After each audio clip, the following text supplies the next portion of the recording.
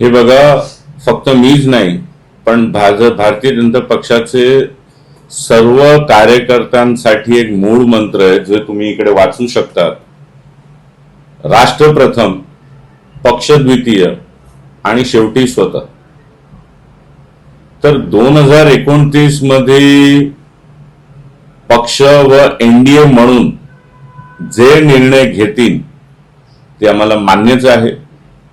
दुसरं तुम्ही सांगितलं की 2024 मध्ये मी दावा केला होता, हे चुकीचं आहे. आमच्याकडे ती पद्धत नाहीये आणि वैयक्तिक माझा स्वभाव तर असा आहे की मी कधीही काही मागत नाही आणि पक्षाने ती संधी मला दिली होती आणि म्हणून मी लोकसभा लढलो होतो. आता या घटनेनंतर एका अर्थाने आम्ही यांचा स्वागतच करतोय आणि त्याचं कारण असं आहे की आमचे मित्रपक्ष शिवसेनेमध्ये त्यांनी पक्षप्रवेश घेतलेला आहे. शिवसेना हे एनडीएचा भाग आहे आणि एनडीएचे नेते हे या देशाचे विकास पुरुष, आपल्याला लाभलेले युग पुरुष माननीय पंतप्रधान श्री नरेंद्र मोदीजी आहेत आणि त्यांच्या नेतृत्वात गेल्या 12 वर्षात देशाने कशा विकास केलेला आहे हे पूर्ण जग बघतोय. आणि अशा एनडीए मध्ये राष्ट्र निर्मितीच्या कामात जे कोणी येणार त्यांचं मी स्वागतच करणार. परंतु ईशान्य मुंबई लोकसभा मतदारसंघ आहे, तर भाजपचा त्याच्यावर दावा असतो. याच्या आधी देखील भाजपचे खासदार या ईशान्य मुंबई लोकसभा मतदारसंघातून निवडून गेलेले आहेत. परंतु जेव्हा आता शिवसेना आणि भाजप सर्व महायुतीमध्ये आहेत, भविष्यात जर जागा वाटपाचा विचार केला जाईल तर मग ही जी सीट आहे, आता सध्या शिवसेनेने आतापासूनच या ईशान्य मुंबई लोकसभा मतदारसंघावर दावा केलेला आहे. हे बघा, आमच्या पक्षात लोकसभे विधानसभेमध्ये कोणता पक्ष कोणती सीट लढणार हे आमचं नेतृत्व करत असतो आणि मला वाटतंय की आमचा नेतृत्व जे काही ठरवणार ते योग्यच ठरवणार. त्याच्यात आमची कधी हट्ट नसते, कधी काही मागणी नसते आणि आमचे केंद्राचे पार्लमेंटरी बोर्ड, राज्याचे मुख्यमंत्री व आमचे अध्यक्ष हे मित्र पक्षाबरोबर बसून सर्व वाटाघाटी करतात, सर्व सीटा ठरवतात आणि जे काय निर्णय होतो त्याचा आम्ही नेहमी, तुम्ही इतिहास काढला तर स्वागतच करतो आणि पुढेही करणार. पण एकनाथ शिंदेंनी परस्पर तुमच्या भाजपशी चर्चा न करता अशा प्रकारे स्वतः दावा ठोकणं की आम्ही पुढच्या जे ईशान्य मुंबई किंवा अन्य जे खासदार आहेत सर्व ते त्याच ठिकाणी त्यांना उमेदवारी दिली जाईल, तर हा असा दावा तुमच्याशी चर्चा न करता परस्पर जाहीर करणं हे कितपत तुम्हाला योग्य वाटतं? हे बघा, ज्यावेळी तुम्ही मला म्हणतात तुमच्याशी चर्चा न करता, तर मी भारतीय जनता पक्षाचा एक छोटा कार्यकर्ता आहे म्हणजे भाजपशी आणि राज्याचे मुख्यमंत्री, आमचे महाराष्ट्राचे अध्यक्ष, पार्लमेंटरी बोर्ड, केंद्रीय नेतृत्व हे योग्य वेळी ते सर्व करणार आहे. त्याच्यात आमचा काही रोल नाहीये, ना आमचा काही हट्ट आहे, ना आमची काही मागणी आहे.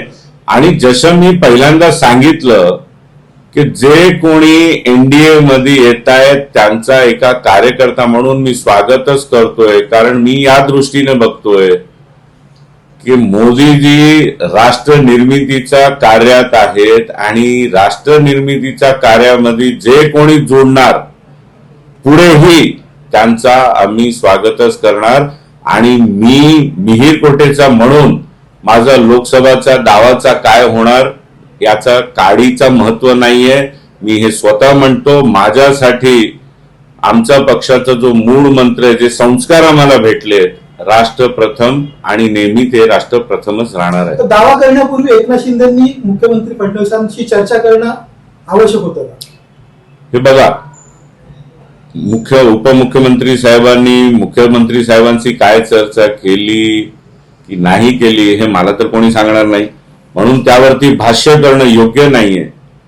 जेवढं मला कळतं, जेवढं माझं या 35 वर्षाचा राजकीय अनुभव आहे, निश्चितच राज्याचे मुख्यमंत्री आमचे महाराष्ट्र भारतीय जनता पक्षाचे अध्यक्ष व केंद्रीय नेतृत्वांबरोबर सर्व चर्चा करूनच हे झालं असेल, आणि झाला नसेल तरीही वैयक्तिक मी याचं स्वागतच करतो.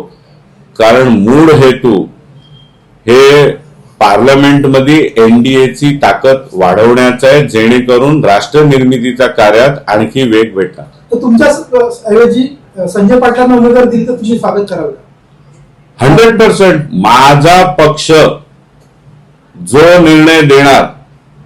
तुमच्या माहितीसाठी 2014ला मी वडाला लढलो होतो. 2019 मध्ये स्थानिक आमदार जे माझ्यासमोर जिंकून आले होते 800 मताने, श्री काळीदास कोळंबकर यांनी भाजपात पक्षप्रवेश केला होता. आणि तुम्ही ते फोटोज काढून बघा.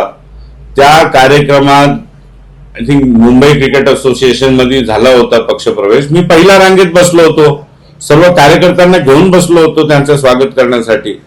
तर आमच्यासाठी हे काहीही प्रॉब्लेम नाहीये, काही इश्यू नाहीये. जे काही पक्ष निर्णय घेणार आम्ही त्याचं स्वागत करतो, आणि ज्या प्रकारे पक्ष आदेश देतो तेच काम आम्ही करणार. उद्या पक्ष म्हणेल आजचा राजीनामा दे आणि तुला पक्षाची ही जबाबदारी सांभाळायची आहे, दुसऱ्या राज्यामध्ये जाऊन मी 1 सेकंदात माझा इकडनं बोरिया बुसरा उचलून जिकडे पक्ष मला कार्यासाठी पाठवणार तिकडे न विचार करता जाणार.